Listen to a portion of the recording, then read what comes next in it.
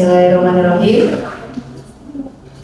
Yang terhormat Ibu Reti Sulistiawati SSI sebagai Wakil Kurikulum SMK Negeri 1 Subang mewakili Bapak Kepala SMK Negeri 1 Subang, Ibu Bapak Guru SMK Negeri 1 Subang, peserta diseminasi budaya positif. Assalamualaikum warahmatullahi wabarakatuh.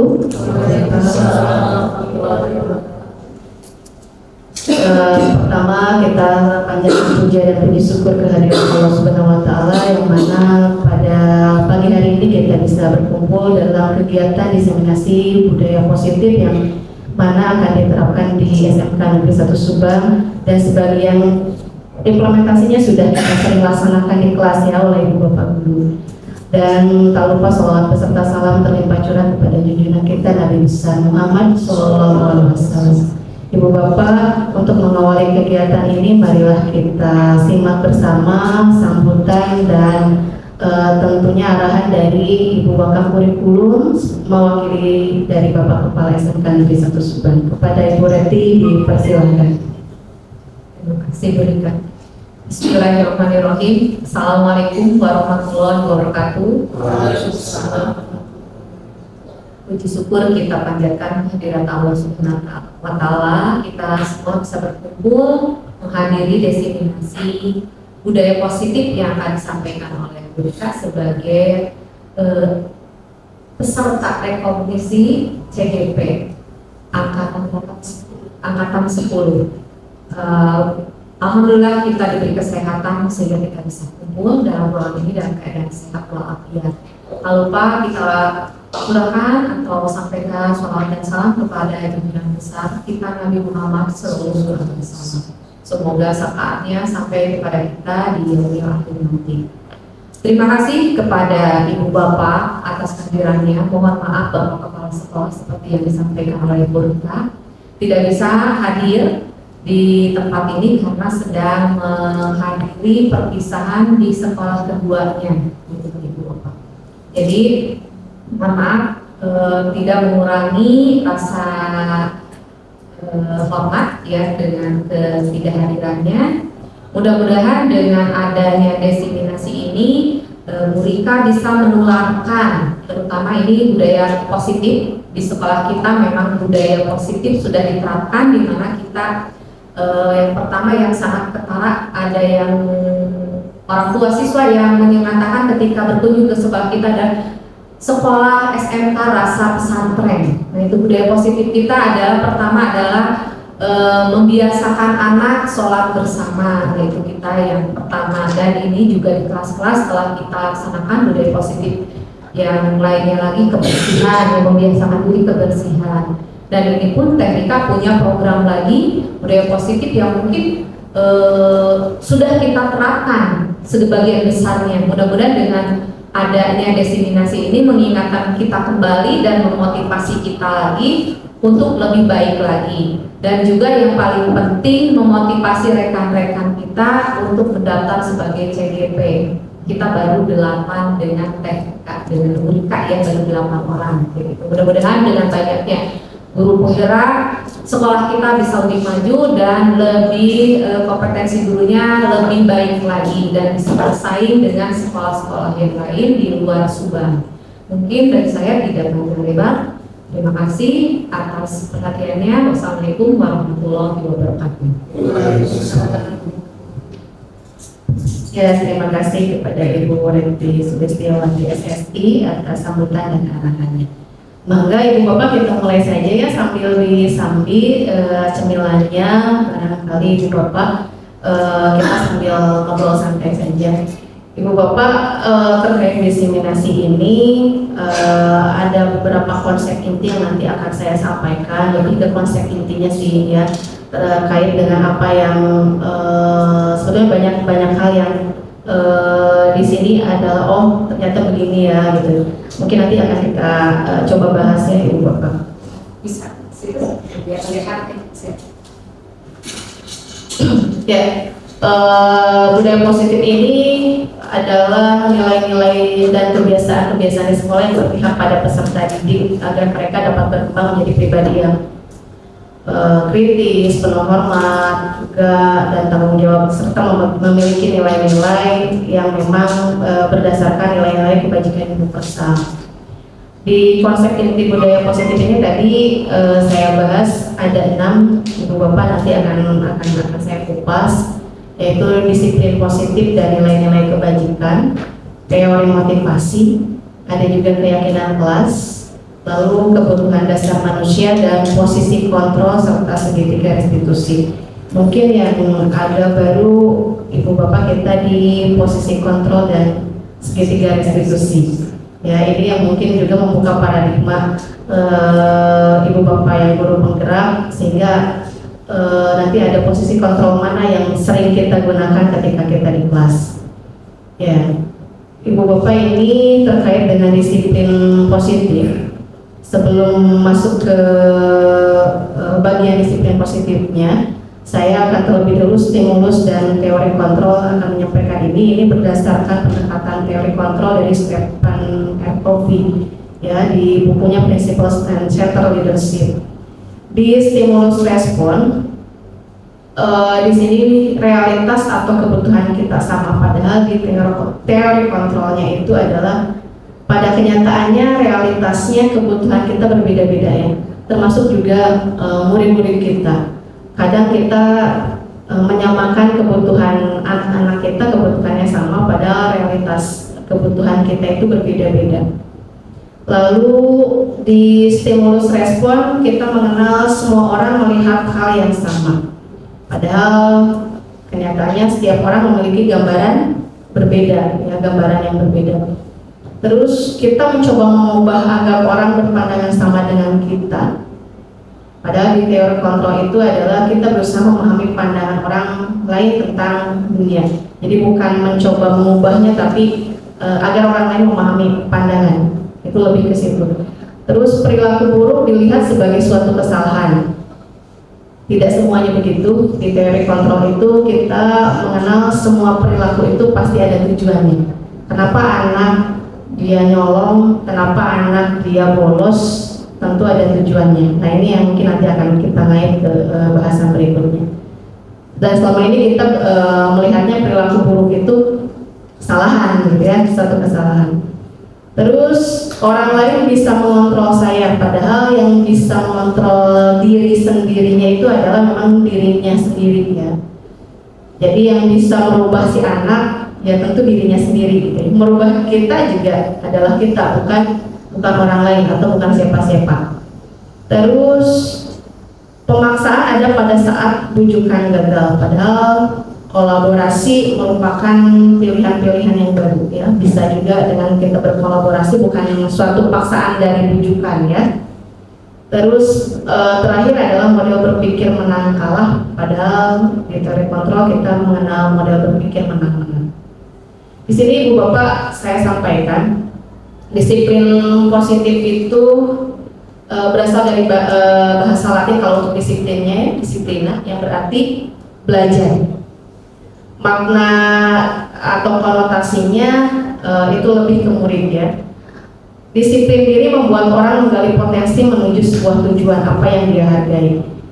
Di budaya kita, mendisiplinkan itu kayak seseorang untuk mendapatkan kepatuhan, ya. Padahal sebetulnya kan tadi belajar, disiplin itu belajar. Di kita lebih mengenalnya bahwa kalau disiplin itu seseorang patuh pada apa yang ditentukan, gitu, ya. Dengan disiplin konotasinya begitu, akhirnya kita menciptakan ketidaknyamanan. Jadi orang yang disiplin, dipaksa disiplin itu tidak nyaman. Bukan dengan apa yang kita hargai atau apa yang menurut dia, ya dia disiplin harus seperti itu karena nilai yang dia pegang, gitu. Selama ini kita mengenalnya ketidaknyamanan, dia disiplin dengan ketidaknyamanan. Disiplin tadi adalah kemampuan memerintah diri sendiri. Jadi dalam mengontrol dan menguasai diri untuk memilih tindakan yang mengacu pada nilai-nilai yang dihargai. Pada dasarnya ini adalah payung besarnya adalah sikap dan perilaku. Nilai-nilai ini fondasi seseorang untuk berperilaku. Ada juga pondasi itu berdasarkan tadi nilai-nilai kebajikan. Nilai-nilai kebajikan itu adalah sifat-sifat positif manusia yang merupakan tujuan mulia yang ingin dicapai oleh individu. Jadi ketika kita memang ibu bapak datang ke sini, bukan berarti ibu bapak karena takut sama atasan saja kan, tapi karena memang ada nilai-nilai positif yang ibu bapak pegang. Ibu bapak hadir ke sekolah tepat waktu karena ibu bapak memegang nilai integritas gitu ya. Nah, nilai-nilai itulah yang diyakini itu menjadi motivasi untuk anak-anak kita tadi untuk disiplin. Di bagian disiplin positif ini tadi ada pegangan tadi nilai-nilai kebajikan. Nilai-nilai kebajikan itu ada banyak nilai-nilai universalnya seperti kita sering dengar ya, kejujuran, tanggung jawab gitu ya.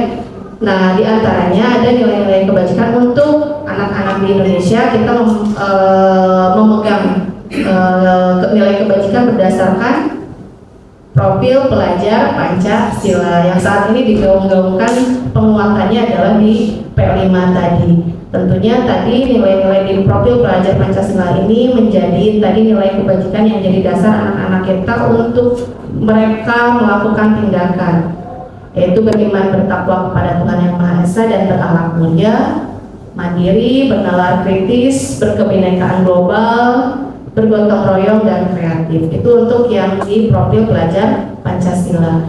Sedangkan nilai-nilai kebajikan lain ada kalau di organisasi internasional lain ada yang berdasarkan IBO Primary Youth Program, di mana ada sikap murid itu adalah toleransi, rasa hormat. Pada dasarnya sama-sama saja seperti di Indonesia, pada dasarnya sama-sama saja dengan tadi profil pelajar Pancasila yang ada di Pancasila.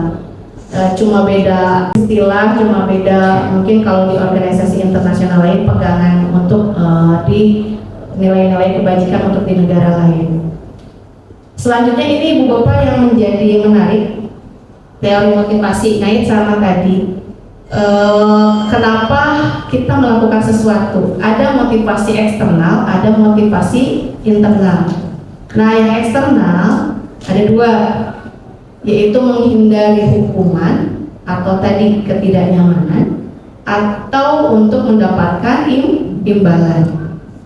Nah, kita kadang melihat anak-anak kita masih banyak yang memang motivasinya adalah motivasi eksternal. Ya, ketika misalnya belajar dengan kita, anak-anak siapa yang mau ke depan gitu ya. Kadang kalau memang yang memiliki motivasi internal, yaitu dia menghargai nilai-nilai yang ada di diri sendiri karena dia ingin bisa, karena dia ingin tahu gitu ya. Dia mengacungkan tangan, saya gitu. Tapi berbeda ketika memang saat anak-anak tidak ada motivasi internal tersebut, cari jing gitu ya. Tapi ketika sama gurunya, ayo yang bisa mengacungkan tangan, yang berani, ibu akan beri coklat, racun gitu ya. Nah, itu berarti motivasinya masih motivasi eksternal karena dia ingin mendapatkan penghargaan, imbalan gitu ya. Macam-macam imbalan itu bisa bentuknya tadi materi, bisa juga bentuknya yang tadi kalau yang berani mengacungkan tangan sama ibu dikasih nilai lebih gitu ya. Nah, itu masih motivasinya masih motivasi eksternal. Dan ibu bapak perlu kita pahami bahwa motivasi eksternal ini baik yang menghindari hukuman ataupun yang ingin mendapatkan imbalan atau penghargaan tadi itu adalah jangka pendek. Jadi motivasi belajar anak tersebut nantinya akan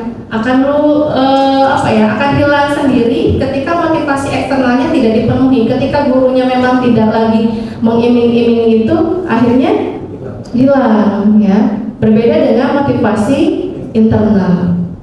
Kalau yang motivasi internal, dia memang berkeinginan dari diri sendiri bahwa saya ingin bisa, nanyain karena saya ingin tahu integral itu apa gitu ya. Saya ingin tahu bagaimana penyusunan laporan keuangan. Tapi kalau memang anaknya tadi tidak ada motivasi internal tadi, terpaksakannya adalah melalui motivasi eksternal. Apakah dia menghindari ketidaknyamanan, yaitu bisa jadi hukumannya nilai dia jelek, atau tadi misalnya dia tidak mendapatkan nilai, atau ingin mendapatkan imbalan tadi. Itu macam-macam motivasi anak-anak kita. Berikut ini Ibu Bapak saya sampaikan dokumentasi penumbuhan motivasi ini ketika pembiasaan bahasa Inggris ya, saya memotret ketika misalnya anak-anak melakukan pembiasaan, kadang kan tadi ya ketika Pak Haji, Bu Putri di bahasa Inggris, ayo siapa yang mau membacakan, cacing gitu ya. Tapi ketika misalnya nanti yang berani maju ke depan akan nanti diberikan nilai lebih baru gitu ya, atau Pak dorong-dorong dulu karena didorongnya sama teman-temannya, mana gitu ya, sama anak-anaknya gitu. Sehingga motivasinya tetap dia motivasi eksternal, jarang yang tadi motivasinya betul-betul motivasi internal. Sehingga ini tugas kita bagaimana menumbuhkan motivasi internal dari diri anak-anak kita sendiri. Terus ini dokumentasi kalau kita melakukan motivasi internal dengan memberikan pembeda dari metode-metode mengajar kita. Anak-anak akan lebih tertarik ketika memang kita memberikan satu hal yang baru gitu ya. Ketika misalnya ibu punya ini nih, kita pakai alat ini ya sekarang, apa bu itu apa gitu, sehingga anak-anak tumbuh motivasi internalnya karena ingin tahunya, ya minimal dari rasa ingin tahunya itu dulu terlebih dahulu. Terus ada juga yang anak-anak lebih tertarik dengan yang berkaitan dengan dunia mereka sekarang. Apakah itu gadget ya, atau ke aplikasi. Nah, kalau misalnya ibu bapak menggunakan game-game yang seperti itu, anak-anak biasanya lebih antusias ya. Mungkin bisa dicoba dengan games atau yang tadi berkaitan dengan dunianya mereka. Terus selanjutnya ibu bapak yang saya bahas di konsep inti budaya positif itu ada yang namanya keyakinan kelas. Nah, ini mungkin yang bisa ibu bapak implementasikan di kelas ya. Kalau sebelumnya ibu bapak boleh saya ingin tahu dari ibu bapak, barangkali sebelum memulai aktivitas pembelajaran ada yang membuat peraturan dengan anak atau kesepakatan dengan anak. Nah, Bu Haji seperti apa? Diceritakan membuat.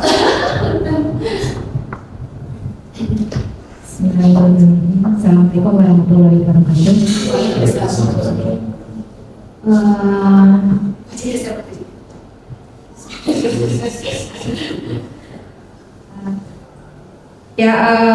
Untuk penerapan yang saya lakukan ke peserta didik, biasanya kalau di awal pembelajaran, dari awal ya, misalnya ajaran baru lah gitu ya, saya buat komitmen dulu sama peserta didik.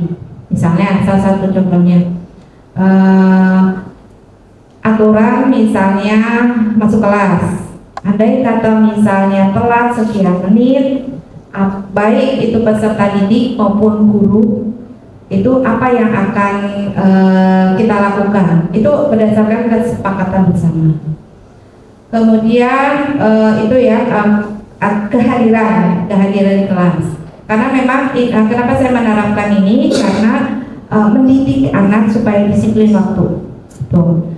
Yang kedua diantaranya adalah kita suka memberikan tugas kepada peserta didik.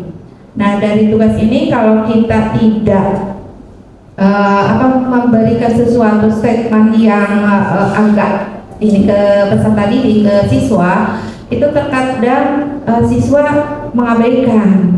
Sehingga saya berpikir, nih gimana caranya biar anak tetap disiplin, bukan hanya waktu saja. Nah, itu juga sama ya, kita komitmenkan. Itu pun tidak oleh saya aturannya, tapi kesepakatan bersama. Sehingga ketika peserta didik atau siswa melanggar, dia akan komitmen. Salah satunya misalnya ketika misalnya ada tugas dan minggu berikutnya anak tidak mengerjakan misalnya ya, nah itu sama saya, silakan sesuai dengan komitmen Anda mengerjakan tugas di luar. Itu memang kalau saya lihat satu sisi mungkin ya, itu kalau di dalam saya lihat ya di pembelajaran itu sebenarnya ada sisi positif, ada sisi negatifnya ya. Sisi positifnya itu pembelajaran biar anak itu ketika ada tugas mereka akan ingat, oh kalau misalnya walaupun istilahnya masih apa sih eksternal ya Mas? Iya, Ada hukuman ya, iya. Tapi saya pikir dengan begitu mungkin lama kelamaan akan terbiasa anak. Oh kalau ada tugas berarti saya harus mengerjakan. Jangan sampai tertinggal sehingga malamnya dia mempersiapkan. Itu positifnya. Negatifnya memang saya sadar dengan anak dikeluarkan mungkin saja ada temannya yang lewat, ih kamu kena hukuman ya, itu mungkin akan apa ya, membawa ya malu ya. Nah mungkin itu negatifnya, tetapi intinya saya ingin mendisiplinkan anak. Jadi jangan sampai anak ini hanya pikirannya gimana caranya mendapatkan nilai, itu saja enggak cukup. Ya jadi include dengan perilaku juga harus bagus. Di antaranya penerapan disiplin. Itu saja mungkin. Terima kasih. Baik, terima kasih Bu Haji. Oke, itu berarti Ibu Bapak membuat peraturan dengan anak ya. Nah, sedikit tadi mungkin agak terlewat di teori motivasi. Ada yang namanya hukuman, ada yang namanya konsekuensi. Nah, kalau hukuman itu adalah memang kita memberikan sanksi kepada anak yang kadang tidak berkaitan dengan konteks kesalahan dia. Nah, itu hukuman. Tapi kalau yang seperti dilakukan oleh Bu Haji, misal ketika anak tidak mengerjakan, kamu harus mencatat ini di luar, gitu ya, mengerjakan di luar, itu adalah konsekuensi. Nah, itu mungkin yang sesuatu yang perlu kita luruskan. Nah, kalau yang bentuknya hukuman ketika anak datang terlambat nih, dia berkeliling-keliling lapangan, itu nggak ada konteksnya dengan apa yang dia lakukan, itu adalah hukuman, ya. Jadi tiba-tiba misalnya kalau anak datang sama kita dihukum ngejewer telinga, gitu ya, itu adalah hukuman, karena nggak ada kaitannya dengan apa yang dia lakukan, dengan kesalahan dia, dan itu lebih tadi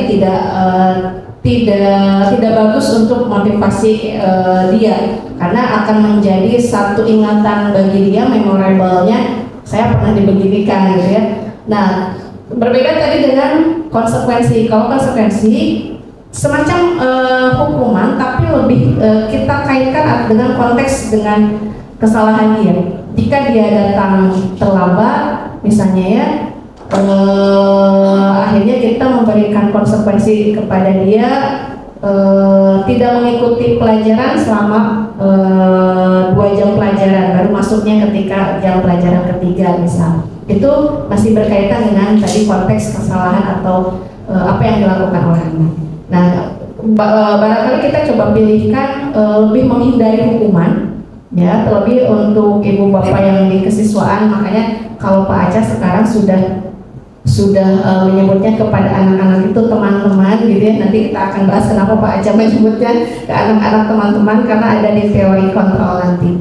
Nah, terus sudah menghindari juga tadi yang tidak berkaitan dengan hukuman. Lebih kalaupun mau kita masih menerapkan konsekuensi, karena memang tadi sosial budaya anak-anak kita yang tadi memang agak masih susah untuk diberikan motivasi internal yang betul-betul. Memang itu adalah internal dari mereka. Kita masih harus memberikan tadi eksternalnya, ya, sehingga mereka ada efek tadi takut atau menghindari itu, gitu ya, setidaknya ke sana.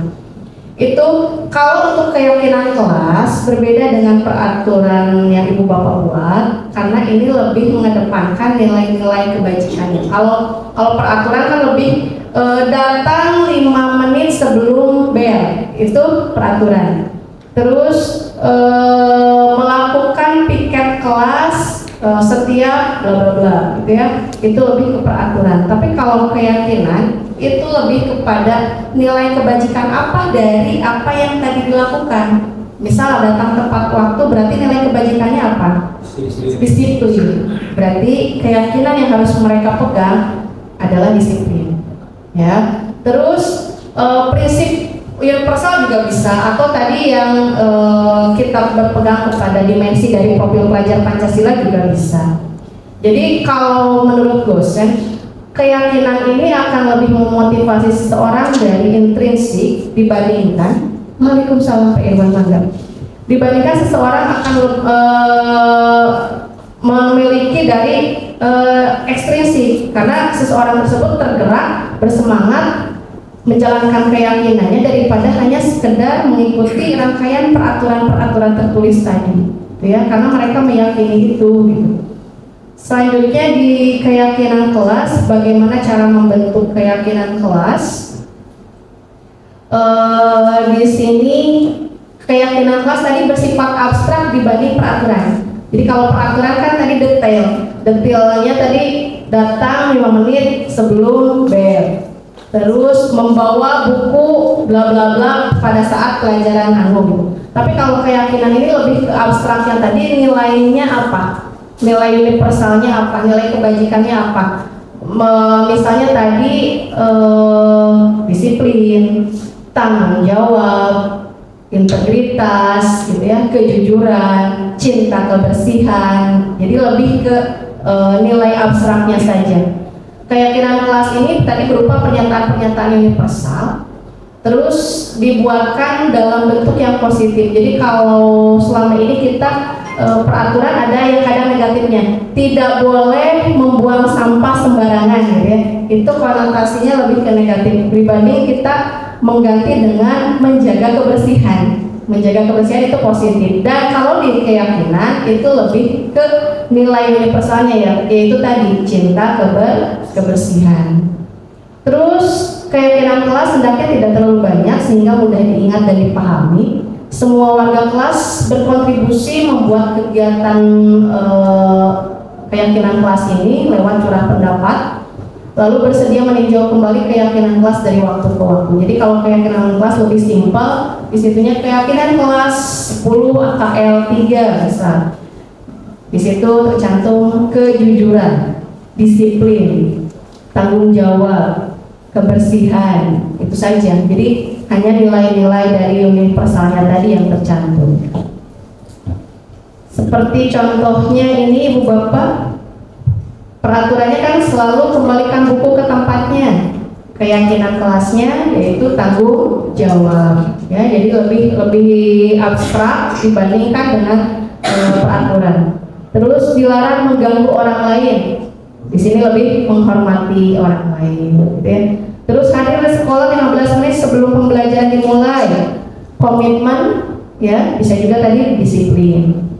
Terus dilarang melakukan kekerasan, berarti keselamatan, keamanan, itu bisa. Terus dilarang menggunakan narkoba, berarti nilai universalnya kesehatan, ya. Bergantian menunggu giliran, berarti kesabaran, atau bisa menghormati orang lain karena kan antri, gitu ya. Itu Ibu Bapak silahkan, barangkali Ibu Bapak akan menerapkan, mengimplementasikannya di kelas.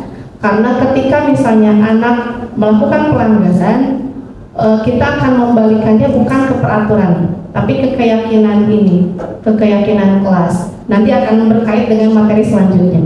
Sedikit mungkin barangkali Pak Haji punten, biasa saya pengalamannya sudah menerapkan keyakinan kelas di kelas 12 ya saat kemarin, walaupun agak di semester akhir saja ya, di menuju ke akhir-akhir. Enggak lagi. Di minyak begitu.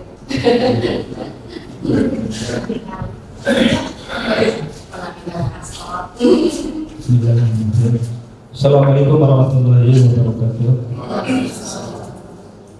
Ibu-ibu yang saya hormati, Ibu Rika selaku CGP Komisi Angkatan 10 yang saya hormati. Berdasarkan pengalaman saya mungkin dalam konsep modul 1/4, dulu itu sebelum keyakinan kelas kita mengenalnya dengan kesepakatan kelas dulu. Jadi kesepakatan kelas itu adalah hasil dari negosiasi kita dengan anak-anak. Anak-anak kita suruh apa sih yang harus dilakukan ketika belajar dengan saya. Anak-anak menulis semua, lalu kita cari satu per satu. Setuju nggak? Setuju. Akhirnya muncullah kesepakatan kelas di kelas itu dengan mata pelajaran saya.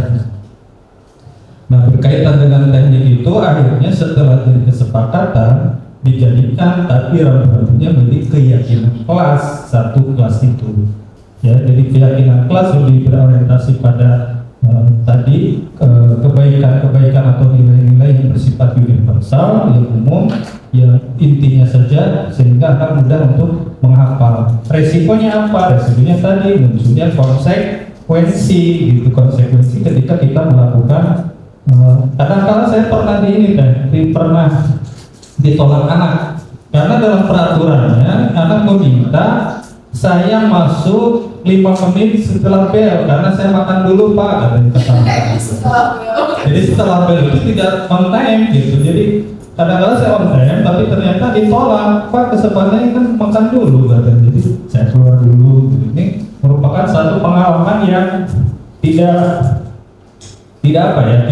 tidak bisa memaksakan karena itu sudah menjadi kesepakatan gitu. Jadi akhirnya saya yang mundur gitu, keluar dulu lagi sudah makan baru masuk. Ini kesepakatan yang akhirnya anak diberi penghargaan gitu, diberikan satu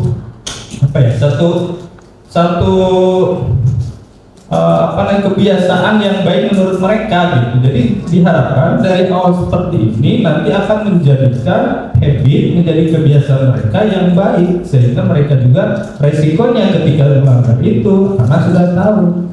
Karena kalau misalnya anak tidak tepat waktu tadi, kalau kita kan biasanya menghukum ya harus gini, nah kita tidak, karena kesempatan begitu tadi. Di konsekuensi kalau hukuman atau reward itu sifatnya hanya sebelah gitu, hanya satu sisi atau hanya sebelah saja. Kalau kita menghukum ke anak itu satu saja, tapi ketika konsekuensi itu dua arah.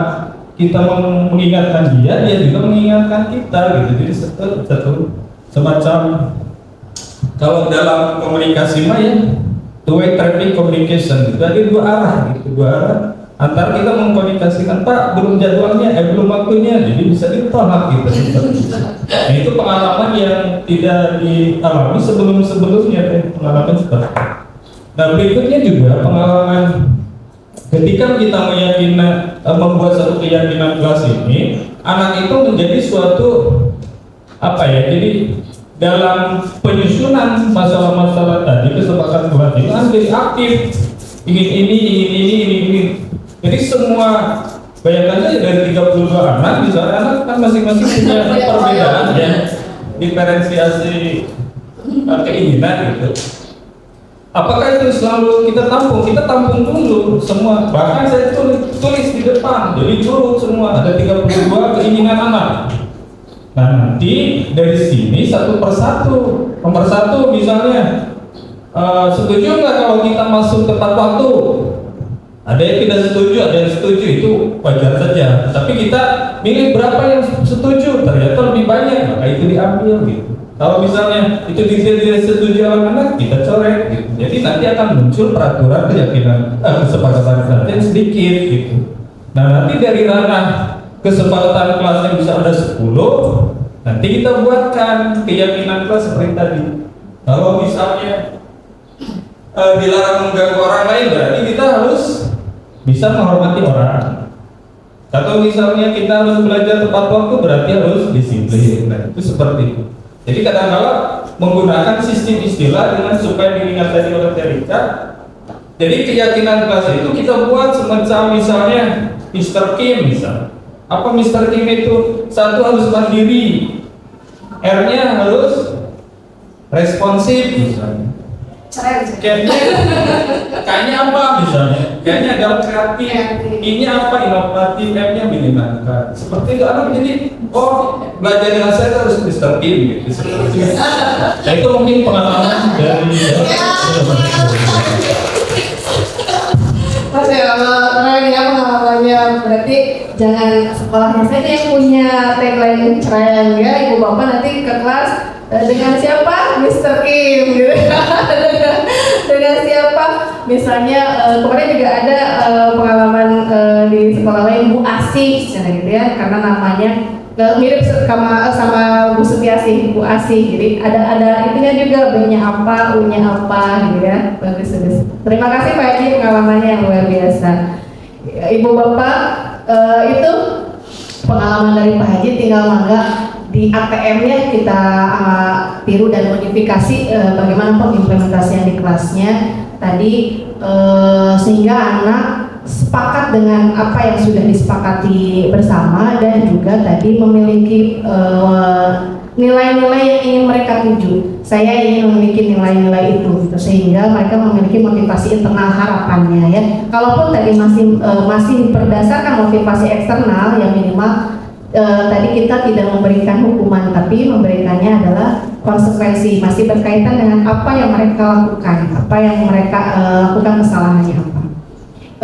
Ibu Bapak, ini dokumentasi pembuatan keyakinan kelas ini saat berkoordinasi dengan Bapak Kepala, lalu ini ke implementasi ke anak-anak, dan bagaimana saat tadi menyusun keyakinan mulai dari mereka menuliskan dulu apa yang ingin mereka sepakati terlebih dahulu, dan nanti akan kita rampingkan menjadi kesepakatan yang disepakati, lalu masuk kepada ranah ke keyakinan kelas.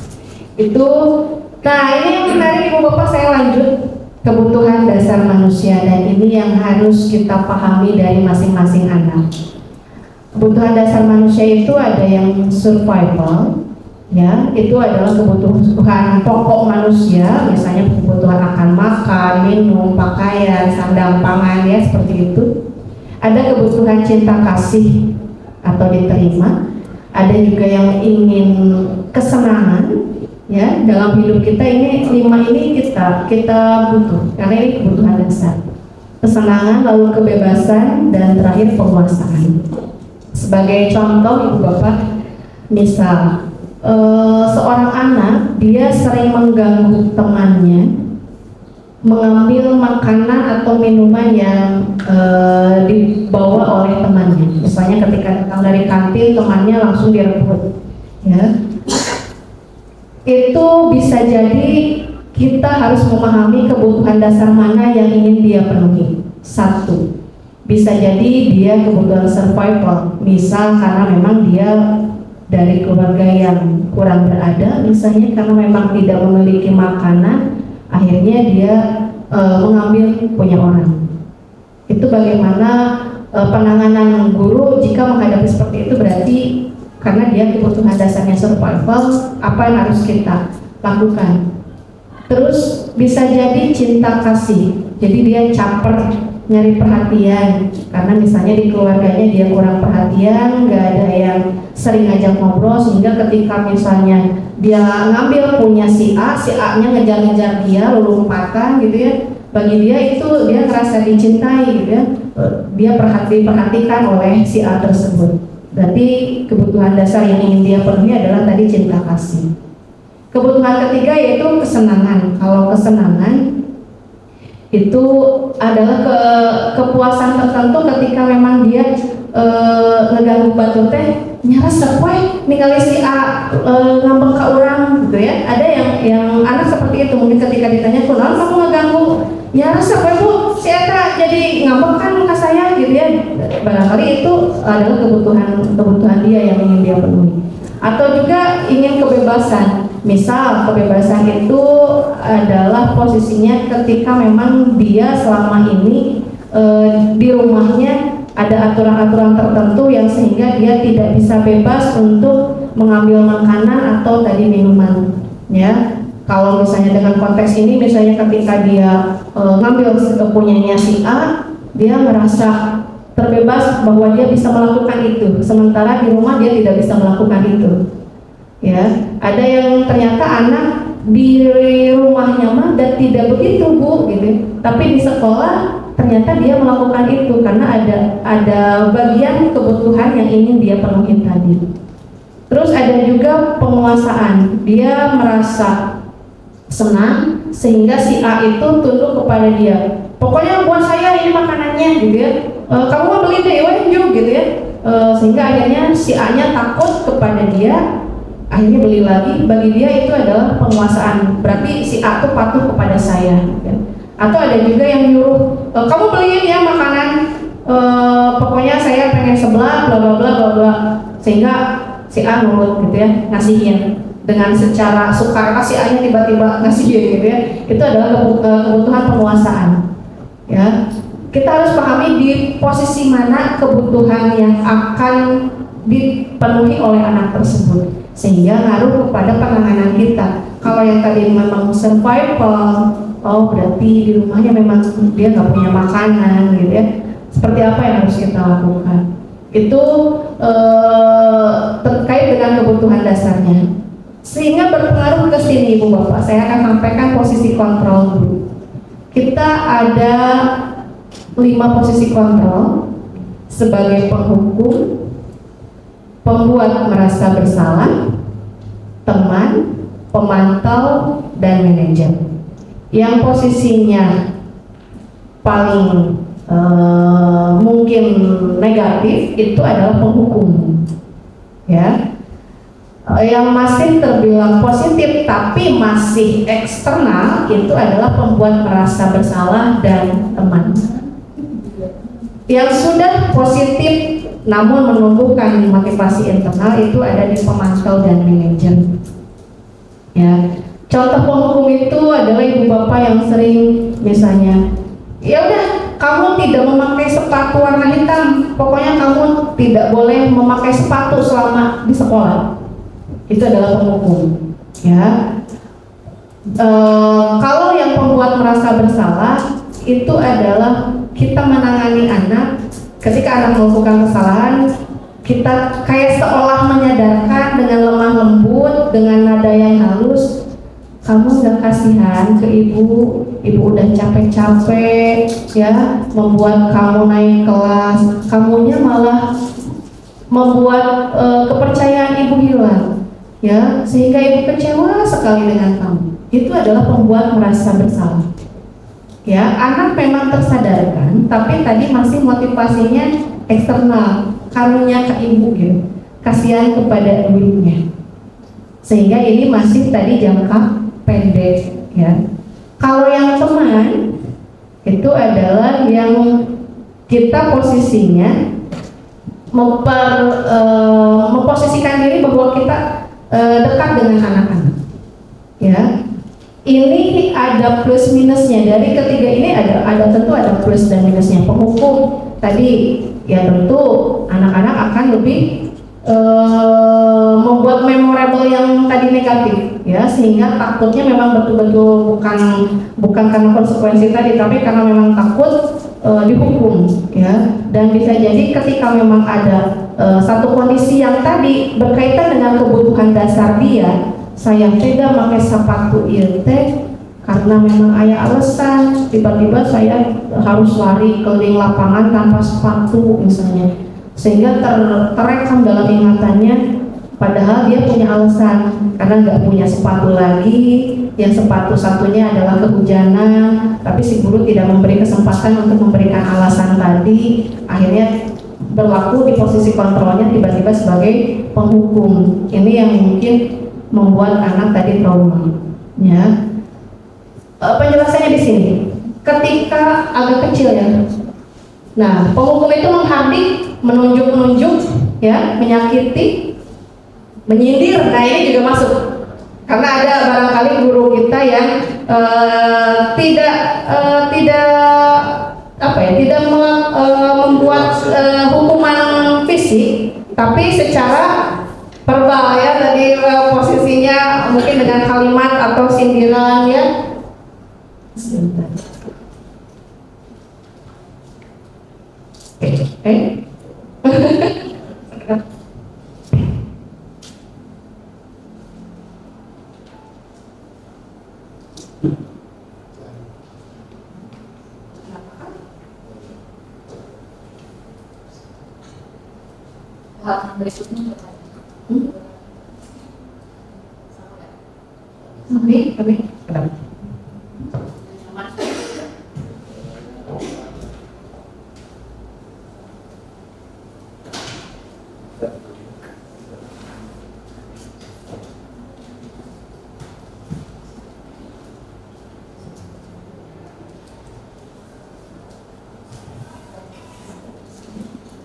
Di Padungan sebenarnya.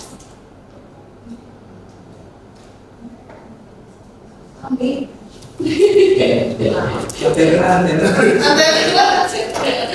Kenapa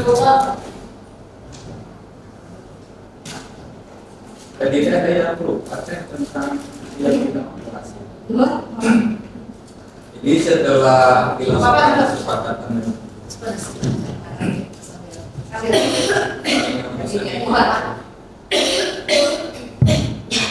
Punten Bapak Ibu, tadi mengingatkan kembali ada semacam kekurangan dalam keyakinan kelas. Jadi setelah kita membuat keyakinan kelas itu supaya terdokumentasikan keyakinan kelas itu ditandatangani oleh seluruh siswa itu didokumentasikan di kelas sehingga ketika satu saat kita ada sesuatu yang tidak sesuai kita lihat sama-sama. Oh ini keyakinan kelas kan seperti jadi saling mengingatkan antara guru dengan siswa. Mungkin itu saja tambahnya. Terima kasih. Assalamualaikum warahmatullahi wabarakatuh. Ya, diingatkan siap. Tadi betul kata Pak Haji, ketika kita membuat kesepakatan ini kelasnya tadi jangan lupa bahwa anak-anak memang menandatangani ya seperti sebuah MOU atau kesepakatan ya, sehingga anak-anak menyepakati itu dan semua menandatangani. Ya. Wah. Ya, ini Ibu Bapak tadi kita lanjutkan dulu untuk yang posisi penghukum termasuk menyindir ya. Juga mengingatkan karena pernah kejadian ada misalnya guru menyindir anak-anak ya. Kamu itu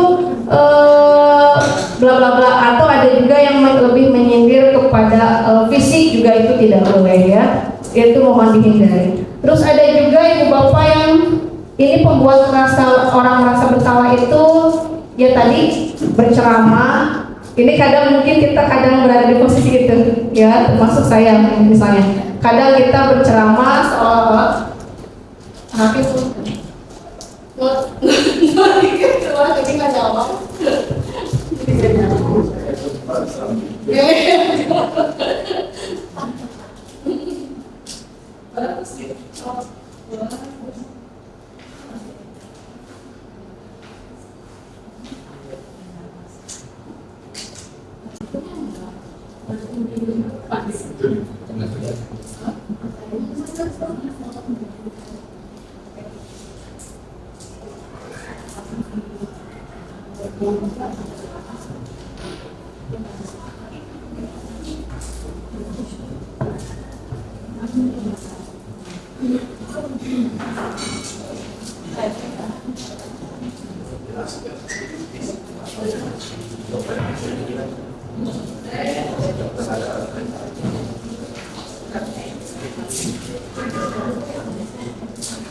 Bapak sambil gelut.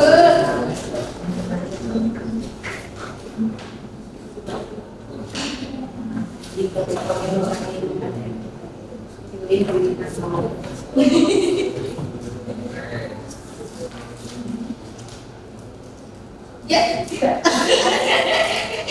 Berarti kalau mau tahan ini, maafkan.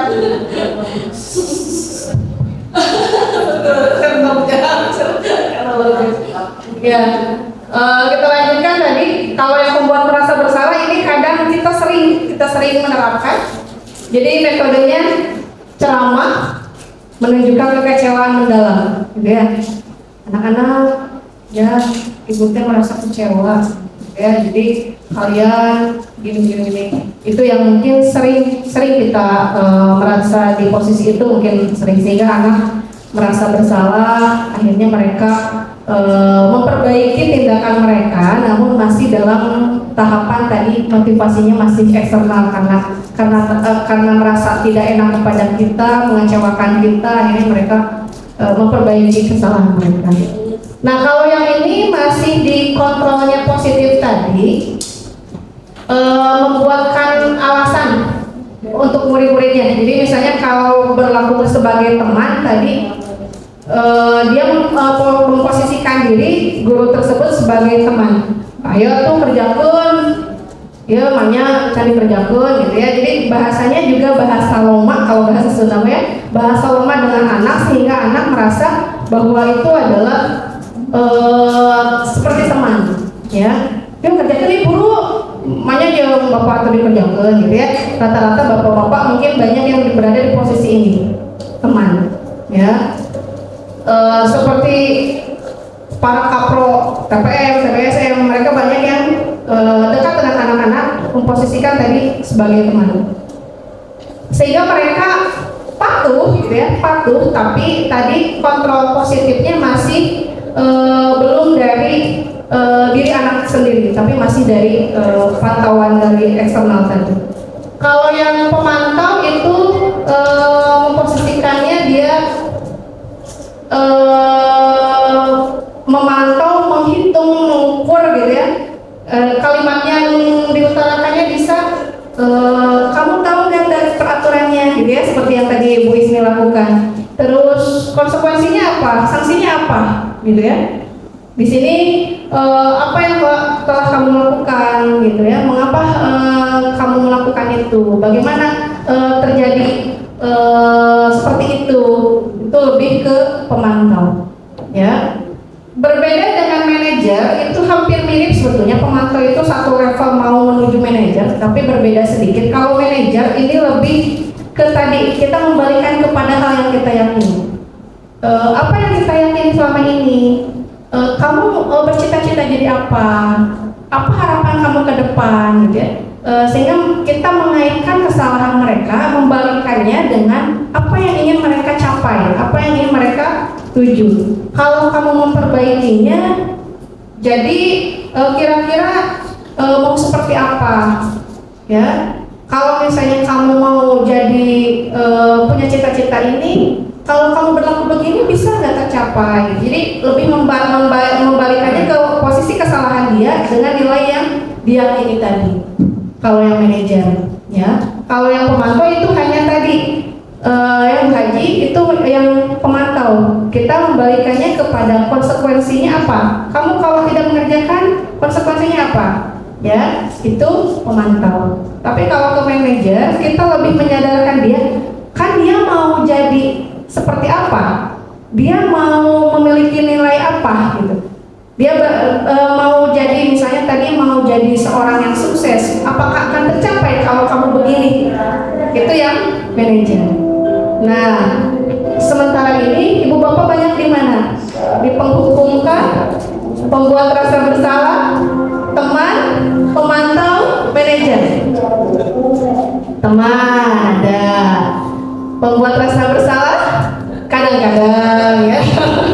Penghukum juga mungkin pernah di situasi tertentu, budak sebelum gitu. Di posisi tertentu barangkali kita berada di penghukum ya. Ya, diharapannya ibu bapak bisa sampai di posisi manajer ya. Kita bahas lagi ciri lain.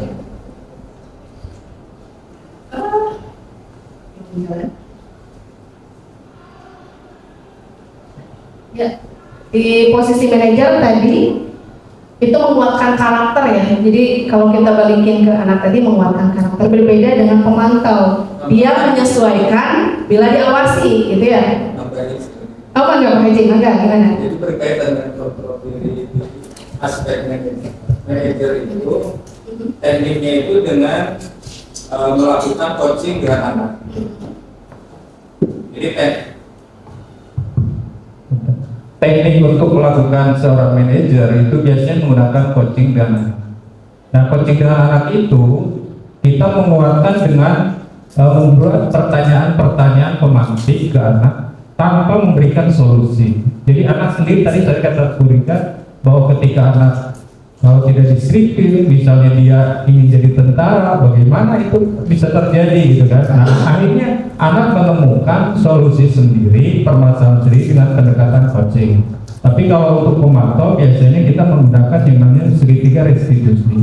Jadi pemecahan masalah, anak dengan kita ngobrol, tidak seperti coaching. Kalau coaching itu menemukan solusi, tapi kalau hanya untuk pemantau biasanya segitiga restitusi, anak merasa bersalah, akhirnya dia akan melakukan perbaikan. Mungkin itu saja.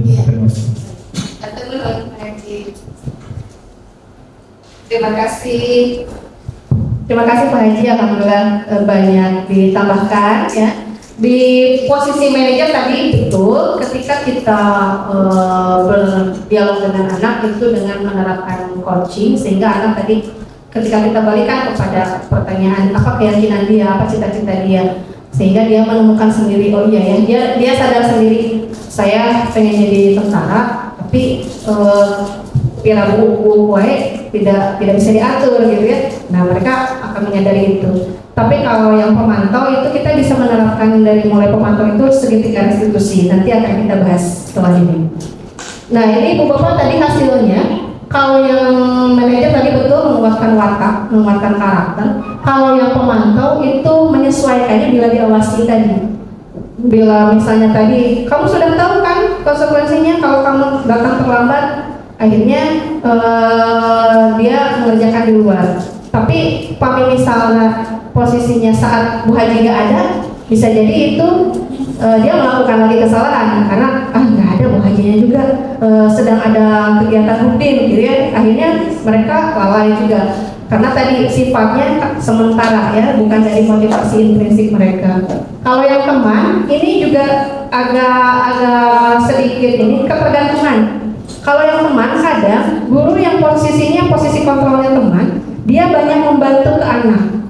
Mungkin aja teman, Bapak Ibu suka ngerasain nggak misalnya, ayo tuh kerjakan, oh belum enak Pak, kami bantu tuh beli, oh Pak, akhirnya kita kasih tuh, kayak cisna gitu ya, akhirnya kita kasih tuh balpen. Nah sehingga anak ketergantungannya dengan kita seperti itu. Ketika memang kita memposisikan diri naik aja ke pemantau, ketika anak tidak mengerjakan, ayo kamu sudah tahu kan sanksinya? Ini si Bapak beda, nggak salah kan ada ya kan, nggak salah sama kita tuh Pak. Akhirnya kita tetap nih di posisi pemantau. Si Bapak gitu, akhirnya dia ketergantungan itu. Ketika memang kita berada di posisi kontrol yang lain, anak tergantung dengan posisi kita banyak membantu mereka.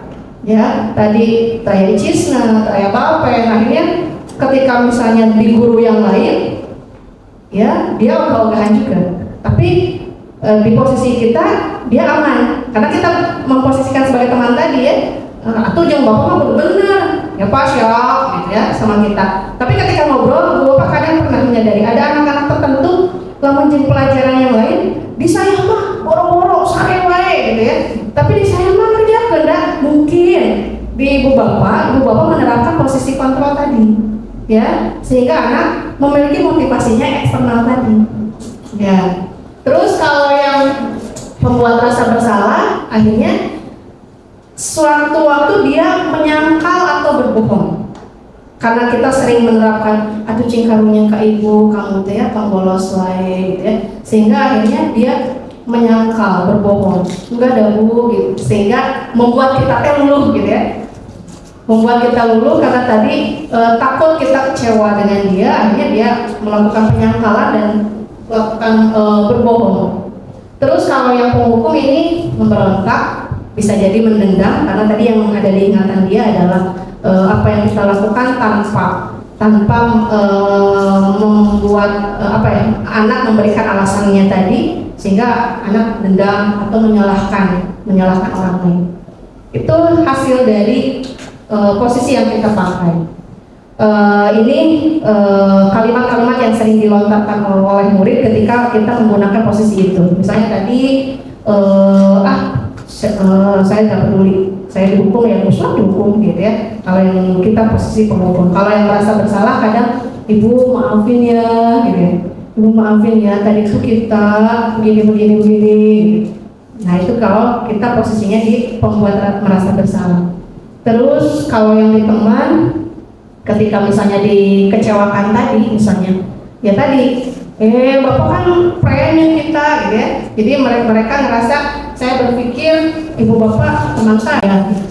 Ya, ketika kita melakukan posisi yang agak tegas tadi di pemantau, bapak sudah friend kita ya.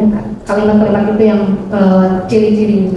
Kalau di pemantau dia akan meminta penegasan ke reward atau ke hukuman. Ya, kalau tadi kan misalnya Bu Haji, kamu tahu kan konsekuensinya apa? Bisa jadi pamintas lu kumaha. Kadang ada anak gitu ya, jadi nantangin kita.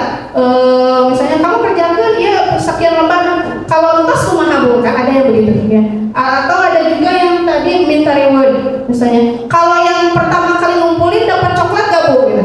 Atau dapat bintang ya gitu ya kalau di sini. Ada yang begitu. Jadi kalau pemantau dia masih meminta imbalan atau hukuman yang dihindarinya apa, ya. Kalau di manajer tadi, ya tadi ketika kita menerapkan tadi coaching, anak akan berpikir kumanya caranya, gitu ya. Saya kaos dia, gitu. Sehingga dia melontarkan kalimat, baik, saya akan memperbaiki ini, saya akan berusaha memperbaiki, gitu. Saya akan berupaya, misalnya bagaimana caranya untuk memperbaiki. Nah, seperti itu Ibu Bapak, mudah-mudahan kita berada di posisi manajer atau minimal pemantau ya, kalaupun misalnya tapi secara pemikiran ibu bapak mudah-mudahan mindsetnya terbuka, kita berupaya di manajer walaupun dalam kondisi realnya kita bisa berada di posisi teman atau pemantau untuk situasional tertentu. Ya, sebisa mungkin kita menghindari untuk yang dua, yaitu penghukum dan pembuat merasa bersalah. Ya, sebisa mungkin kita menghindari itu. Paling idealnya mungkin kita di manajer, tapi untuk situasional tertentu boleh kita menerapkan di teman atau pemantau, tapi secara mindset, secara pemikiran kita berada di manajer, berupaya untuk ke arah sana. Gitu. Terus TPM, teman, pemantau, manajer. Betul, ini Bapak punya akronimnya luar biasa. Teman, pemantau, manajer ya. Ini tadi dampak pada muridnya tadi. Kalau yang penghukum mengulangi lagi kesalahan mengulangi lagi. Kalau yang pembuat merasa bersalah, kadang merasa gagal, merasa rendah diri, gitu ya. Kalau yang teman tadi tergantung, tidak mandiri, tidak bisa memutuskan. Kalau untuk pemantau menitik beratkan pada dampak sendiri. Tadi ya, ada hukuman atau hadiah, gitu ya. Ada hadiah atau hukuman. Kalau yang manajer mengevaluasi diri, ya, itu dampaknya. Kaitan dengan dunia berkualitas. Dunia berkualitas itu adalah bayangan seseorang tentang hal-hal yang apa ya, menjadi impian atau angan-angan atau juga yang melekat di pikiran kita. Misalnya adalah ingatan kita ketika kecil, misalnya kita ingat guru tersebut, gitu ya, itu adalah dunia berkualitas. Nah, kalau di posisi sebagai penghukum, murid meletakkan guru itu di luar dunia berkualitas. Jadi udah gak peduli, gitu ya, di luar dunia berkualitas. Bukan impian saya, bukan angan-angan saya, bukan sesuatu yang positif untuk saya. Kalau yang membuat merasa bersalah ini, murid meletakkan gurunya di dalam dunia berkualitas. Dia masih ingat ke kita, gitu ya, karena tadi misalnya kalian karunia tuh ke ibu, kalian ibu udah capek-capek memperjuangin kalian. Dia masih melekat tadi masuk di dunia berkualitas. Tapi masih standar, masih tahapan standar. Kalau untuk yang teman, murid meletakkan guru sebagai orang penting dalam dunia berkualitas. Kalau kita sebagai teman tadi berdampak, gitu ya. Jadi ingat dulu saya waktu SMA, saya prank jadi bapak iyo bagus ya, gitu ya, suka merek dia, sudah merek dia, gitu ya. Itu berarti anak meletakkan gurunya di dunia berkualitas dan orang penting di situ. Kalau yang di pemantau, murid meletakkan guru, peraturan di dunia berkualitas. Jadi yang dia ingat gurunya dan peraturannya juga, gitu ya. Bu Haji Ismi, ya, kalau dia Bu Haji Ismi pas saya kata ngerjakin pajak uang lembar gitu. Jadi ini ingatnya peraturannya juga dan tadi gurunya. Tapi kalau di manajer, dia meletakkan dirinya sebagai individu yang positif dalam dunia berkualitas. Dia menyadari bahwa saya pernah kieu, akhirnya saya menyadari lamun jadi tentara teh kudu kieu, gitu. Jadi dia menyadarinya bukan ke guru yang ingatnya, tapi oh iya, bahwa itu adalah kesalahan saya, bercermin dari kesalahan, akhirnya dia menjadi orang sukses tadi, gitu. Seperti itu.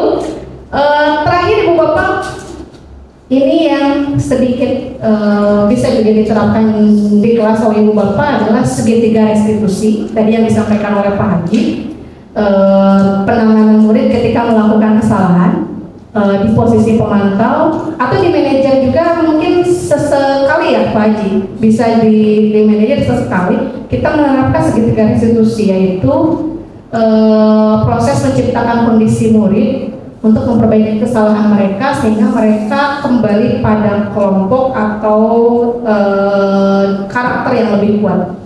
Di sini segitiga restitusi ini membantu murid menjadi lebih memiliki tujuan disiplin positif, membantu murid untuk jujur pada diri sendiri dan memberikan penawaran bukan paksaan. Ini contoh nanti penerapannya nanti akan saya sampaikan. Ini tahapan untuk segitiga restitusi, mulai dari menstabilkan identitas terlebih dahulu, menstabilkan identitas, lalu validasi tindakan yang salah, dan terakhirnya adalah menanyakan keyakinan. Ya, di tahapan 3 ini yang dilalui di segitiga restitusi, ketika misalnya anak melakukan kesalahan, contoh kita memanggil anak tersebut, mengajak ngobrol anak tersebut, lalu kita mulai di tahapan menstabilkan identitas. Di tahapan stabilkan identitas ini, kalimat yang bisa muncul adalah kalimat-kalimat ini dari ibu bapak. Misalnya Tira, kamu kemarin bolos ya, misalnya. Di sini kita misalnya, oh ya Bu, bolos, gitu ya. Nah di sini, tapi dia belum ngomong alasannya apa. Di sini kita bisa berikan kalimat, oke, berbuat salah nggak apa-apa, ya. Terus bisa juga tidak ada manusia sempurna, gitu ya. Atau bisa juga misalnya, ibu juga dulu pernah, gitu ya. Misalnya ya, saya juga pernah melakukan itu, gitu ya. Atau bisa juga kamu juga bisa sebetulnya merasakan seperti itu sesekali boleh, ya. Kita lebih ke bagaimana si anak itu distabilkan dulu kesalahan dia sehingga dia tidak sampai ngerasa lebih dalam untuk meratapi kesalahan dia, atau justru bahkan misalnya ingin melakukan yang lebih dari itu, ya. Di situ bisa kita utarakan, ibu nggak bermaksud mencari yang salah, tapi ibu ingin mencari solusi dari permasalahan kamu, misalnya gitu, kalimat-kalimat yang diutarakan. Untuk di tahapan selanjutnya, kita ke validasi tindakan yang salah agar dia mengakui bahwa yang dia lakukan itu salah. Padahal kamu bisa ya melakukan lebih buruk dari ini. Atau kita menggali ke alasan. Oke, tadi bolos misalnya. Kita tanya dulu tadi, Tira kamu bolos ya kemarin? Iya Bu, misalnya. Nah, baik, sesekali boleh kamu merasakan itu, tapi boleh nggak Ibu tahu alasan kamu kenapa ya kamu bolos kemarin, gitu ya. Lalu di situ kamu tentu punya alasan ya, gitu.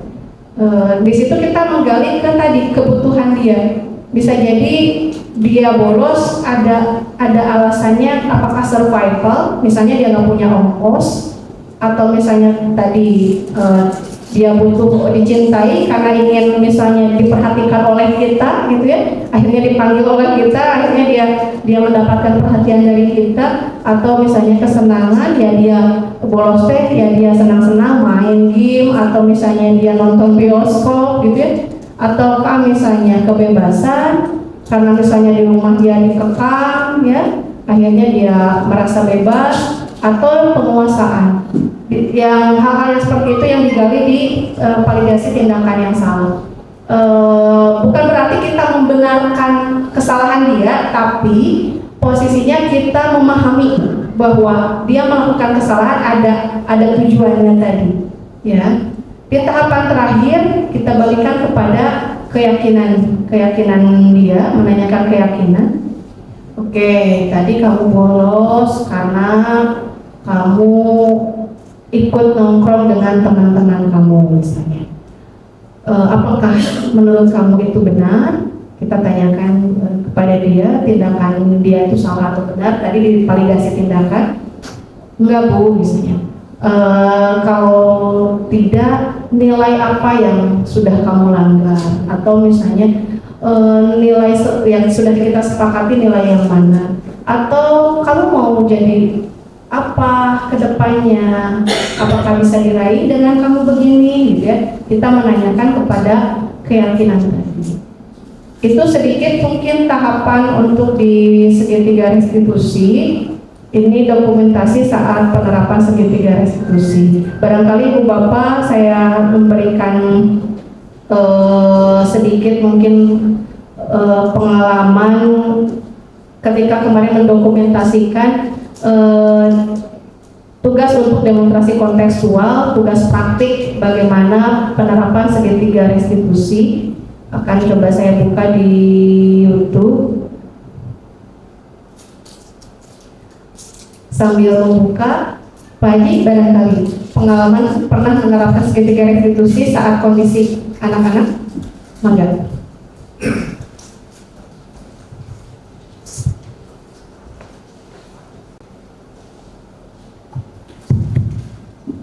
Ya, terima kasih dari atas waktu dan kesempatannya. Sebetulnya mungkin ketika dulu kita CGSP pernah hampir semua sih melakukan yang namanya teknik segitiga restitusi. Jadi pemecahan masalah ketika kita menemukan masalah dengan anak. Dulu itu saya sampelnya adalah Teddy, terus dua orang lagi itu Akmal dengan satu lagi itu kalau sudah Yusra ya, Yusra itu ketika itu adalah kita di setting dulu. Jadi permasalahannya adalah Teddy itu adalah memukul Yusra, ya memukul Yusra lalu dilaporkan oleh Akmal gitu ya kita. Nah kita melakukan restitusi itu yang pertama adalah kita panggil tiga-tiganya. Lalu pertama itu kepada Teddy, apakah benar saya menerima informasi bahwa menurut Akmal Teddy melakukan tindakan kekerasan terhadap Yusra dengan cara menyobek hasil ujiannya, bisa hasil tesnya. Akhirnya mereka mengaku itu mereka merasa bersalah ya, mereka merasa bersalah. Ya Pak, saya melakukan itu. Lalu kita melakukan tindakan kira-kira apa sih alasannya melakukan tindakan itu? Misalnya ternyata Pak katanya Yusra itu tidak ngasih jawaban ke saya robek gitu seperti itu. Akhirnya dari tindakan itu kira-kira menurut Yusra apa? Menurut Teddy benar enggak? Oh itu ternyata tidak benar Pak, karena saya emosi saja gitu, karena faktor emosi akhirnya bisa melakukan tindakan yang di luar kesepakatan yang telah kita sepakati bersama. Nah berikutnya ketika itu dilakukan Yusra juga saya kesal Pak kepada Teddy karena Teddy katanya merusak itu, sehingga akhirnya permasalahan itu kita clearkan dengan cara bertanya secara membuat pertanyaan pemantik. Jadi solusinya bukan dari kita, ternyata akhirnya oh iya Pak, saya juga sadar bahwa misalnya Yusra juga sadar Pak, ketika saya ditanya tidak menjawab dengan baik atau tidak membuat Teddy menerima jawaban saya, itu juga saya merasa salah. Terus juga Teddy merasa salah melakukan tindakan yang di luar emosinya. Nah dari kesadaran itu akhirnya muncul kira-kira apa yang harus diperbaiki Teddy. Akhirnya dia melakukan solusi sendiri. Oh ya Pak, saya mau minta maaf kepada Yusra karena sudah melakukan tindakan yang tidak menyenangkan buat Yusra. Terus berikutnya juga Yusra, ya saya juga merasakan bersalah juga tadi ke Teddy. Dia memberikan jawaban yang baik atau memberikan apalah gitu ya sesuai harapan Teddy. Akhirnya dia meminta maaf, jadi saling bermaafan, sehingga anak dari sana memberi ada merasa bersalahnya juga, terus ada memberikan solusinya juga pada anak. Kita hanya memfasilitasi saja, tidak membuat harus begini. Itu yang dilakukan dalam segitiga restitusi, mungkin gitu. Ya, saya Ibu Bapak atur nuhun Pak Haji. Ya, Ibu Bapak koneksi internetnya bisa nanti menyusul. Baik, kita buka forum tanya jawab, masih ada waktu 17 menit lagi. Maka Ibu Bapak barangkali ada yang akan sharing atau kita forum diskusi saja. Mangga, silakan.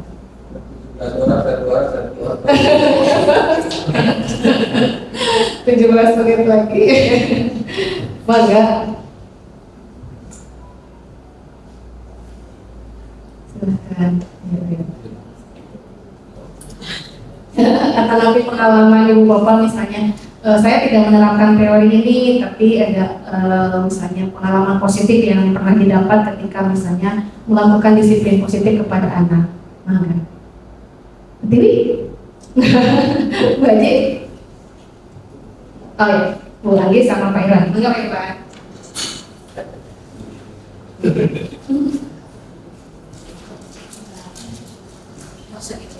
Jadi Pak Iwan di sini. Terima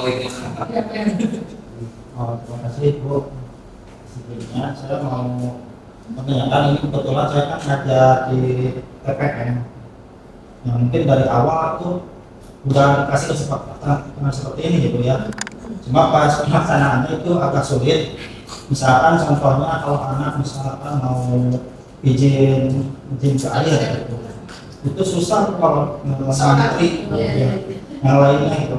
Apakah sebaiknya harus tunggu dulu anak-anak itu masuk dulu atau gimana? Jadi pas keluar kalau betul-betul gitu ya TPM. Jadi kalau TPM itu izin ke toilet keluar, belum juga keluar ya itu udah keluar lagi. Berarti bisa Pak, itu kan kayaknya tidak tercantum juga di kesepakatan ya, kesepakatannya seperti apa? Sebaiknya mungkin Bapak merevisi tadi kan, kalau kesepakatan kita bisa perbaiki dari waktu ke waktu ya. Kita cermati apakah ada titik rawan, titik kritis, kalau kita bilangnya titik kritis yang sehingga itu memunculkan tadi kecurangan anak ya.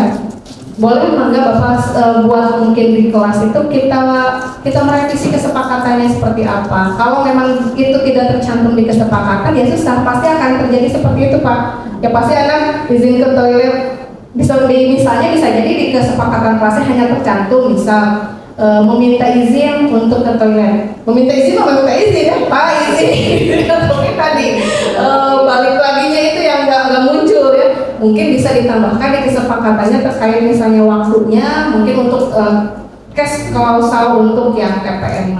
Karena untuk yang teknik kita tahu sendiri ya karakter anak-anak kita seperti apa. Case klausalnya bisa kita tambahkan dengan misalnya waktu di toilet maksimal misalnya berapa menit. Terus ada konsekuensi kalau memang ternyata lebih harus seperti apa. Bisa jadi karena tadi kalau untuk menuju ke keyakinan untuk anak-anak teknik mungkin kita harus bertahap karena tidak bisa juga kita paksakan. Bisa di kesepakatan dulu, Bapak menyesuaikan tadi kesepakatannya ada rambu-rambu yang di situ menyangkut ke titik kritis yang sekiranya tadi tidak nyaman, ya. Karena tidak nyamannya kita ditinggali lama-lama nggak ada siswanya TPM-nya, ya. Seperti itu. Bapak pada kami nyambian, barangkali. Sekarang kita sedikit juga untuk kita sebagai guru ini, saya mendapatkan pencerahan dari narasumber Bu Anastasia kemarin itu berkaitan dengan kemampuan seorang guru itu dalam, kalau dulu itu istilahnya itu mengendalikan emosional ya. Nah itu konsep yang terbaru itu adalah bagaimana kita menjadi guru itu bisa menavigasi emosional kita. Jadi mungkin dari kasus-kasus seperti ini makanya guru itu harus 3S deh. Sabar. Harus melebihi sabar orang lain gitu. Itulah navigasi seorang guru itu, artinya kita harus bisa mengendalikan emosional diri kita karena mungkin tadi karena habit anak sudah berbeda, terus keinginan yang berbeda, termasuk juga kita harus sadar bahwa anak itu adalah memiliki dua konsep, yaitu kodrat secara alami dan kodrat secara zamani, tidak beda gitu. Zaman kita dengan zaman sekarang udah lain. Nah itu kita harus bisa Ngukur dari sana. Tapi orientasi akhir tujuan kita adalah bagaimana supaya anak itu berorientasi pada kemampuan atau secara secara intrinsik, motivasi intrinsik itu timbul gitu dari budaya positif itu. Jadi nah kita kemampuan kita kapasibilitas kita itu harus ditingkatkan dengan cara memberikan navigasi yang baik kepada anak. Jadi memberikan contoh lah, konsep Sunda kan guru ya, kudu digugu gitu. Nah digugunya itu karena kita harus samina watona gitu, harus satu kata dan satu perbuatan gitu. Jangan kamu harus disiplin tapi gurunya terasut gitu. Nah itu adalah sesuatu yang mencederai konsep guru gitu. Terus harus digugu dan ditiru ya, perilakunya dia harus komitmen gitu antara ucapan dan perbuatan. Mungkin itu saja. Terima kasih. Assalamualaikum warahmatullahi wabarakatuh. Bismillahirrahmanirrahim. Yang saya tanyakan tadi Ibu menjelaskan tentang segitiga restitusi yang itu ada 3 ya, ada yang tahapan ke-1. Nah itu tadi contohnya misalnya anak bolos gitu kan. Nah di situ dalam stabilnya berbuat salah itu tidak apa-apa ya.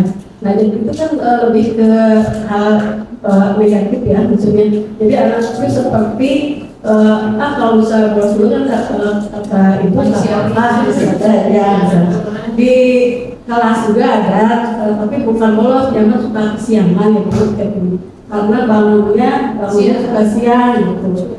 Nah sudah sering diingatkan gitu, tapi begitu lagi. Nah, bagaimana solusinya agar misalnya kata yang berbuat salah tidak itu menjadi motivasi yang untuk siswa itu lebih baik dari apa kan itu motivasinya eksternal ya. Jadi untuk lebih ke motivasi ya internalnya itu bagaimana, karena siswa itu menganggap bahwa kesiangan itu juga tidak apa-apa ya. Terima kasih. Betul.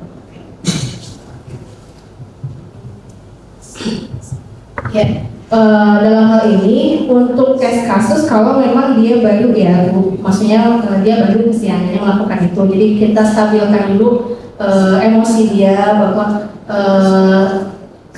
dia melakukan kesalahan ya tidak apa-apa. Itu kasus kalau baru ya. Kalau ternyata ini sudah berulang-ulang kali ya, kita tidak melontarkan kalimat yang ini, tapi lebih ke melontarkan baik ibu tidak akan menyalahkan kamu, tapi ibu ingin kamu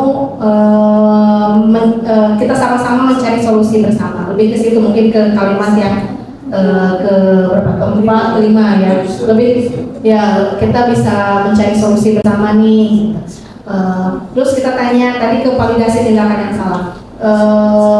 Kamu kenapa kesiangan lagi? Ya, itu lebih ke alasan dia. Kalau ternyata tadi alasan dia karena memang bangunnya malam, tidurnya malam lalu bangunnya jadi akhirnya dia kesiangan, kita balikan ke di bagian yang ketiga. Kita tanyakan kalau ke keyakinan bisa jadi mungkin kita barangkali dia tidak akan menyadari, tapi lebih ke tadi harapan dia, angan-angan dia atau cita-cita dia ke depan. Kita tanyakan apakah dengan kamu sering kesiangan akan tercapai cita-cita kamu, angan-angan kamu gitu, atau kita bagikan misalnya ke tujuan jangka pendek. Kalau cita-cita kan lebih ke jangka panjang ya. Misalnya yang jangka pendeknya apa? Apakah kamu dengan kesiangan terus kamu tidak akan mendapatkan poin minus dari sekolah banyak gitu, lebih ke jangka pendek itu, walaupun tadi masih dikaitkan dengan konsekuensi ya, itu dikaitkan dengan jangka pendek. Terus kita sadarkan bahwa kalau misalnya kesiangan tadi apakah tidak akan berpengaruh, kamu mau itu berkaitan dengan dia kembali ke kelompoknya tadi ya.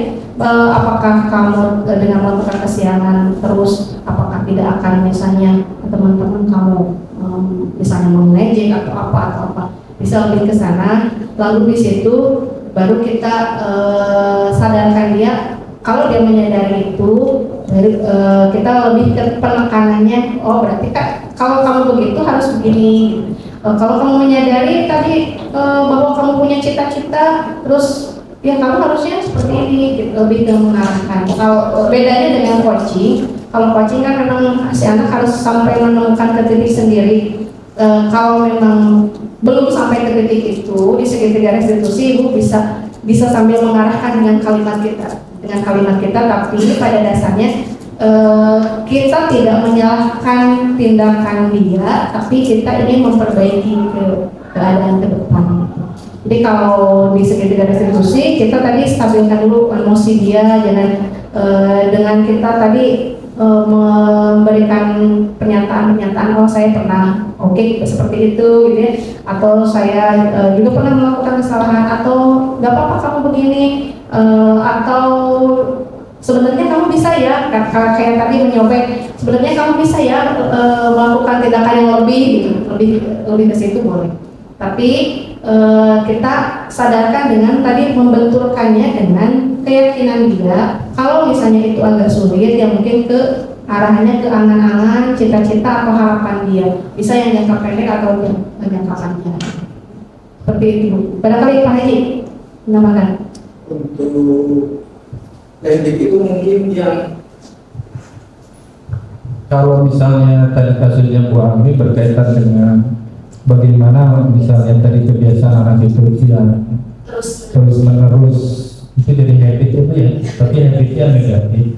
Cuma dalam konsep segitiga restitusi itu kita tidak boleh menjustis anak gitu, itu aja konsepnya. Jadi jangan sampai kamu kesialan, nah itu yang tidak boleh gitu. Artinya jadi bahasa-bahasanya itu diperhalus secara bahasa diplomatis gitu. Bagaimana teknik supaya anak tidak merasa disalahkan, tapi anak menemukan solusi sendiri. Jadi nanti dari solusi anak itu diharapkan dari kebiasaan dia gitu, sehingga anak berubah secara otomatis karena ada faktor internal gitu, bukan karena oleh kita gitu. Jadi maksudnya seperti itu. Jadi ada sedikit-sedikit bahasa pemantik, makanya kita harus belajar banyak kalimat-kalimat pemantik itu.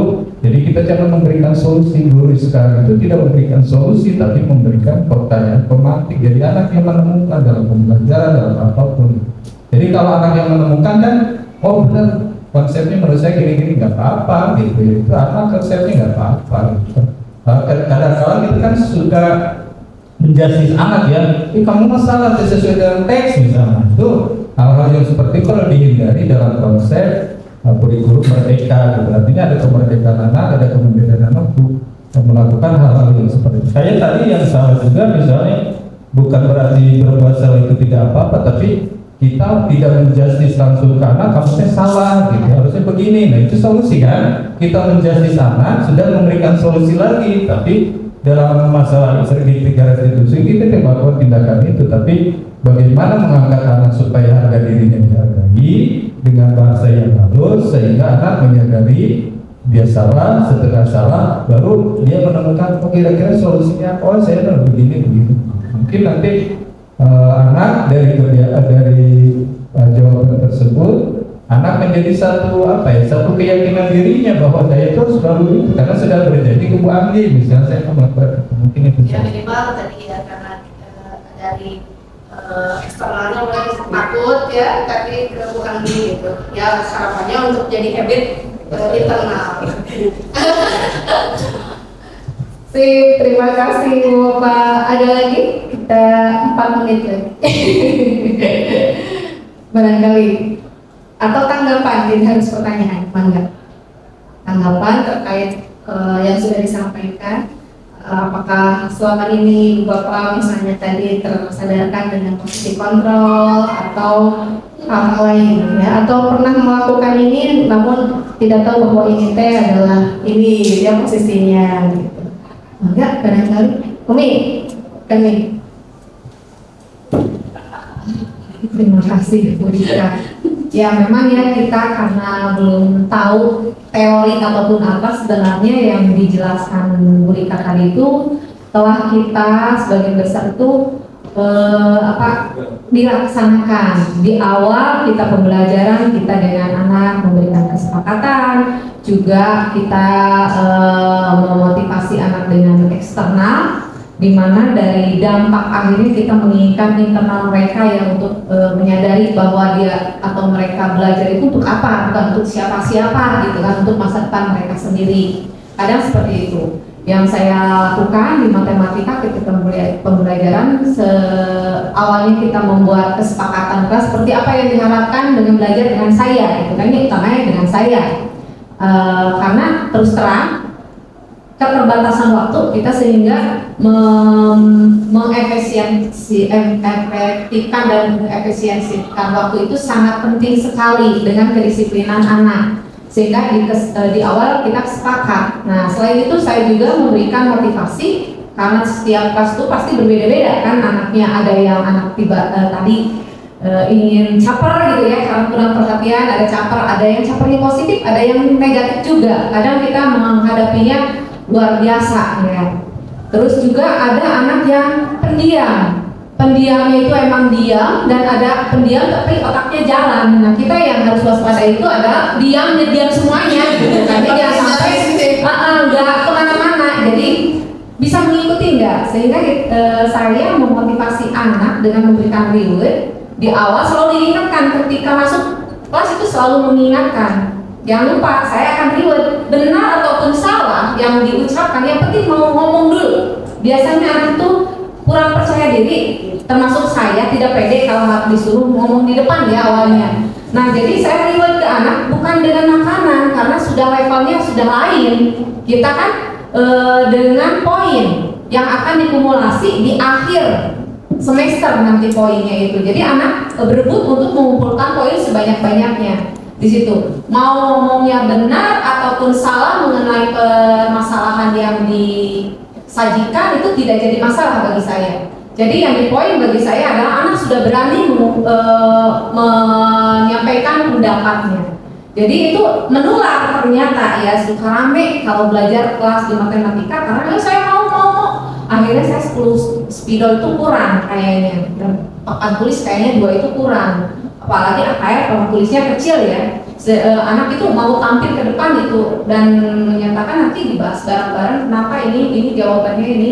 Terutama kalau ada jawaban yang tidak sama, nah itu anak akan berebut, Bu saya mah bukan begitu jawabannya ya, sok maju. Akhirnya kan mereka sendiri yang memutuskan mana yang jawabannya tepat. Nah itu di situ sudah anak itu tidak takut karena mau salah mau benar mereka dapat poin sendiri gitu.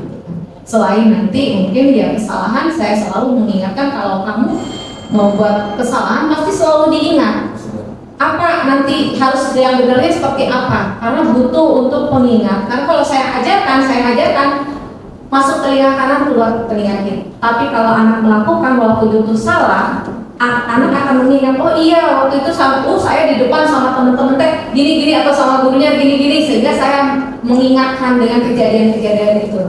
Jadi seperti itu yang saya lakukan ketika pembelajaran di kampus. Terima kasih.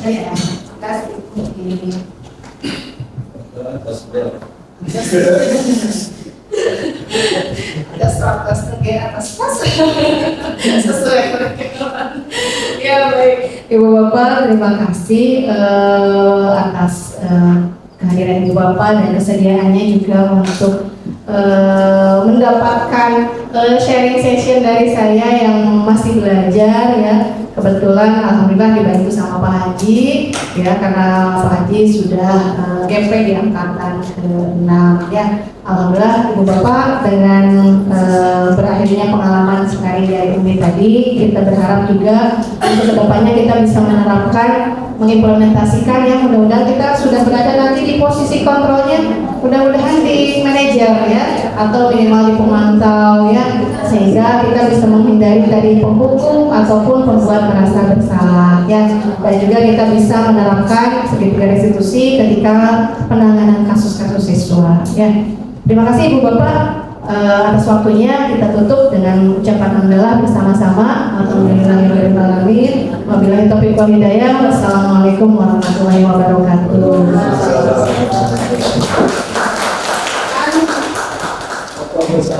Atau bersama lagi ya.